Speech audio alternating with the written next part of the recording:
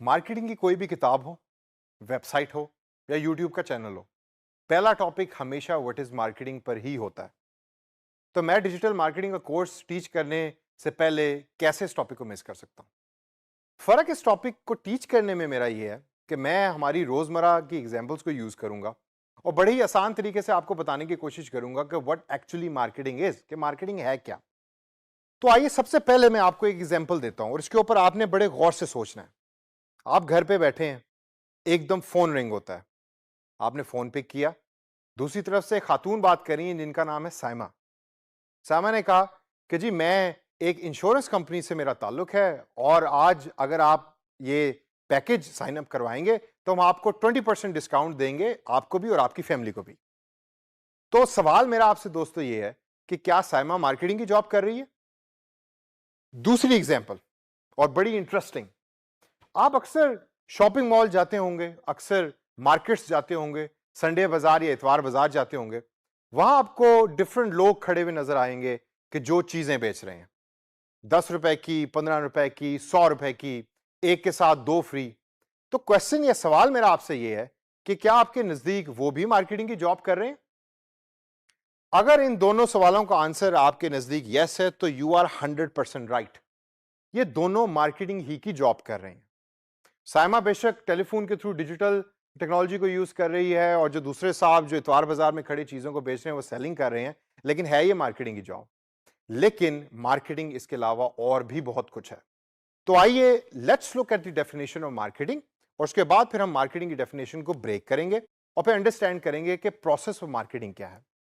So the process of marketing is creating, communicating, delivering and exchanging offerings.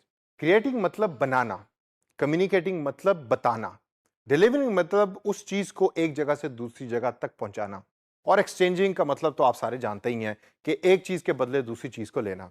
अब offerings जो है वो बड़ा इंटरेस्टिंग चीज है। अब ऑफरिंग से क्या मुराद है? ऑफरिंग से मुराद है वो सारी प्रोडक्ट्स और सर्विसेज जो कंपनी बना रही है। लेकिन वो जब बनाएगी तो इन रिटर्न वो क्या ले रही है कस्टमर से? वो कस्टमर से वैल्यू ले भी रही है और कस्टमर को वैल्यू दे भी रही है in the form of products and services. ये आपने जहन में रखना है कि आपकी कंपनी प्रोडक्ट्स बनाती है और सर्विसेज बनाती है, जिसमें ये चारों चीजें जो मैंने अभी बताई हैं वो एम्बेड होती हैं या उसमें शामिल होती हैं, और इन रिटर्न वैल्यू मिल रही होती है ऑर्गेनाइजेशन को भी और कस्टमर्स को भी। तो आइए इसको ब्रेक करते हैं और देखते हैं कि सबसे पहले ये क्रिएटिंग वैल्यू का मतलब क्या है।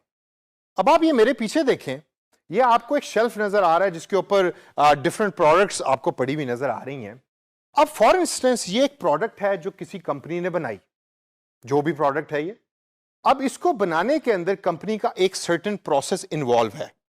उस प्रोसेस को हम कहते हैं क्रिएटिंग वैल्यू, यानी कि मार्केटिंग उस प्रोसेस का नाम है कि जिसके थ्रू कंपनी को पता लगता है कि कस्टमर को चाहिए क्या, और उसको जहन में रखकर कंपनी प्रोडक्ट को बना रही होती है। सेकेंड स्टेप, मार्केटिंग क्या है? मार्केटिंग है कम्युनिकेटिंग वैल्यू का नाम। यानी कि आपने प्रोडक्ट तो बना ली और प्रोडक्ट तो भाई बड़ी जबरदस्त है, लेकिन कस्टमर को तो पता ही नहीं कि प्रोडक्ट कैसी है। तो आप एक इफेक्टिव मैसेज जो है वो कस्टमर को देते हैं कि जिसके बाद कस्टमर को पता लगता है कि आपकी प्रोडक्ट जो है, ओ भाई बात सुनना यार, ये प्रोडक्ट तो खरीद लो। He did not buy the product for me. क्यों? क्योंकि जो मैसेज जिस तरीके से मैं डिलीवर कर रहा हूं वो इफेक्टिव नहीं है। तो की पॉइंट क्या है कि कम्युनिकेटिंग वैल्यू तो है, आप कस्टमर को बता तो रहे हैं, लेकिन उसको इफेक्टिव तरीके से बताएं ताकि कस्टमर उसको सुने। तीसरा पॉइंट और बड़ा important, delivering value. Delivering value से मुराद यह है कि प्रोडक्ट बन गई, आपने कस्टमर को भी बता दिया, सर्विसेज बन गई, आपने कस्टमर को भी बता दिया, लेकिन अब उसको डिलीवर भी तो करना है, उसको कस्टमर की प्रेमिसेस या उसकी जगह तक भी तो पहुंचाना है, ख्वाह वो ऑनलाइन हो या ऑफलाइन हो। तो delivering that product and value is the job of an organisation, is the job of a company. तो कंपनी जो है उस प्रोडक्ट और सर्विस को कस्टमर तक पहुंचाती है, और इस पूरे प्रोसेस को पहुंचाने तक, कस्टमर को पहुंचाने तक, इसको मार्केटिंग कहते हैं। लास्ट स्टेप जो है वो सबसे इंपॉर्टेंट है, जिसमें कंपनी को भी रिवॉर्ड मिलता है, कस्टमर को भी रिवॉर्ड मिलता है। उस स्टेप को हम कहते हैं एक्सचेंजिंग वैल्यू। आपने प्रोडक्ट सर्विस बना ली, आपने कम्युनिकेट कर दिया और आपने डिलीवर कर दिया। अब बारी आई है एक्चुअल सेलिंग की। आपने एक चीज जो आपने बनाई है वो कस्टमर को दी, और कस्टमर से आपने पैसे पकड़े, और आपको फाइनेंशियल रिसोर्सेज की वैल्यू मिल गई और कस्टमर को प्रोडक्ट मिल गया। Last but not the least, जो सबसे इंपॉर्टेंट बात मार्केटिंग के अंदर हम अक्सर मिस कर जाते हैं कि बिजनेस का only purpose is not to earn money. ये बड़ा इंपॉर्टेंट है। आपने प्रोडक्ट बेच के पैसे तो कमा लिए, लेकिन क्या कस्टमर उस प्रोडक्ट से खुश भी है?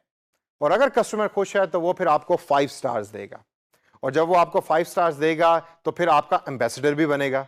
एम्बेसडर बनेगा तो फिर वो दूसरे लोगों को भी बताएगा कि भाई इस कंपनी की प्रोडक्ट खरीदो, वो सबसे अच्छी है। और जब वो बताएगा तो फिर ऑटोमेटिकली आपके नंबर ऑफ कस्टमर्स इंक्रीज करेंगे। तो आपका objective as a company marketing करने का ये होना चाहिए कि मेरा कस्टमर सबसे ज्यादा खुश हो ताकि वो बार बार आपके पास आए।